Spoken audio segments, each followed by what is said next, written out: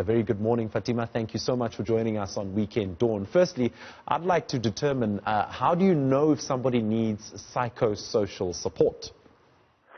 Okay, thank you for having me.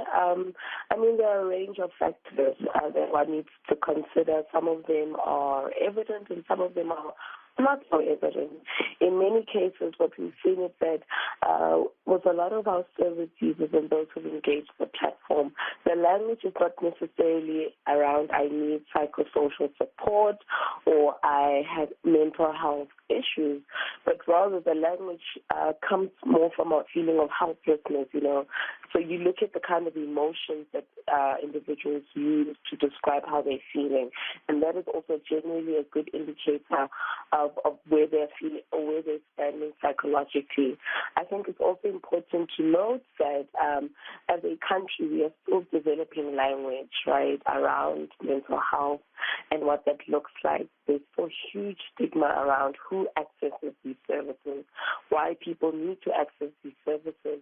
So in more cases than not, we realize that people are not quick to say, hey, I've actually got mental health challenges, but rather they might refer to situations or experiences within the immediate reach.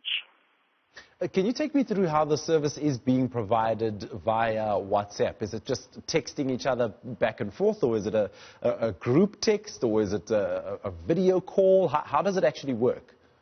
Okay, awesome. So we've got a central administrative system, which is the actual helpline, and that's where our frontline intake happens. At this point in time, service users contact this number, and then they explain to us what kind of help they need. From there on, they are then referred to a counselor. The counselor contacts the service user via WhatsApp. We are very deliberate about using WhatsApp as a understanding that it still remains one of the most used apps in the country, right? And because we also understand there is data provision for WhatsApp across several networks. And so the service user then gets the opportunity to speak with the counselor. We have a minimum of 1 session and a maximum of 4 sessions, lasting between 20 and 60 minutes. It is dependent on both counselor and the service user if they would prefer to use WhatsApp texting or calling. And the beauty of this, it means they're also... Fatima, tell me something. How many people are on your platform that provides help and service to people who need this kind of help? So as it stands, we have a database of about 70 trained registered counselors from across the country. And, we officially launched the platform on between Monday the 13th and today we've had over 100 people engaging with.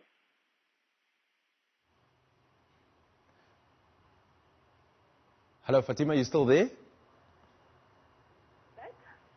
We seem to be having a problem with that, but Fatima was obviously talking about how they are helping people during this trying time. It is 24 days of lockdown so far. Some people are obviously not managing and going through some trouble, so they've got a psychosocial angle where they're allowing people to chat to them via WhatsApp. Fatima, thank you for joining me once more. I just wanted to say, just before you got cut off, you said since you guys launched a few days ago, you've already got more than 100 people that are on this platform or using this platform. Yes, that's correct. And we do anticipate that the numbers will increase as the days go by. So in terms of getting any help, in terms of getting a professional person to speak to me, how much access do I have to that person? Can we do a setup where we talk every day, or we do it where we chat once a week? Or how does that actually work? Yes, so as I have explained earlier on, we have a minimum of 1 session and a maximum of 4 sessions, right? And this is depending on the case or the nature of the case.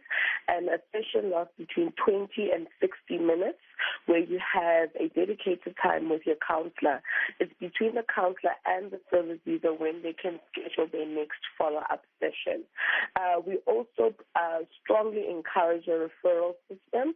Within this referral system, we understand that that because we are operating remotely, there might be certain services we might not be able to provide to our service users, and therefore we refer to certain organizations such as your shelter movement, even looking at social relief, because I think it's important to understand that the majority of the cases that have come in so far are around food security, feelings of anxiety and depression, as well as domestic violence within the household.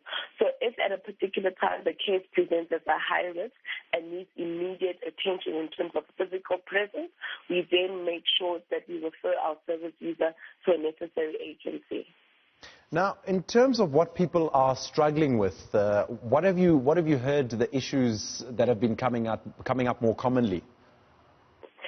As explained, one of the major issues is really around food insecurity. That is followed by high feelings of anxiety and depression. A lot of people are struggling to adjust to the lockdown. We also see that domestic violence is on the rise, and that is really as a result of several issues, one of them being frustration within the household, uncertainty around income, not having enough food, overcrowding within the household, which is really placing a burden on all members within the household, and that's where we see an increase in domestic violence.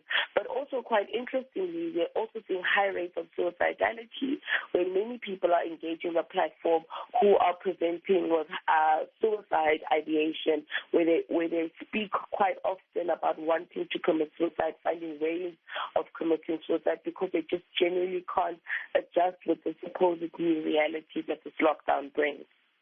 Where are you guys getting the support from, or any sort of funding from? Is there any sort of government intervention or government help? And who's paying these counsellors? As it stands, all counsellors are working on a voluntary basis. We don't have any of external donations coming in, and therefore we really do appeal to the public, particularly our telecommunication businesses, to really help us to ensure that number one, we're able to extend our reach.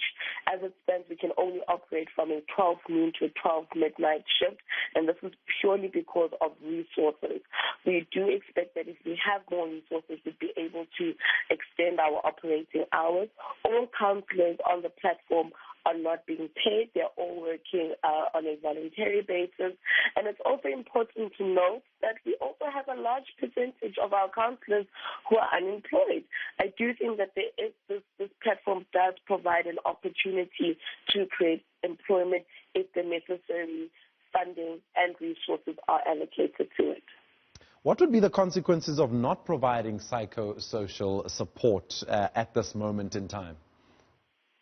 I think what's clear and what this platform is revealing to us, and I think it's something that's been prevalent in South Africa, is that COVID-19 might not be the first killer or might not be the immediate threat in a lot of South African communities. But instead, we will see that because of the conditions brought by the lockdown, we're going to see increased violence. We're going to see increased domestic violence in our households. We're going to see high rates of suicide. And so if people are not provided platforms to really speak and to debrief and to get things off their chest and also to seek the necessary help, we're going to see a bloodbath in our communities, because this is all as a result of frustration and not having the necessary platform or space to even offload. And I mean, we've all seen that in the past 3 weeks of the lockdown, a huge frustration is building up in terms of substances, right? People don't have their coping mechanisms, which are in the form of drugs and alcohol and cigarettes. Right? And as a result, these building frustrations mean that who then becomes your next outlet? It's normally the women and children in our communities.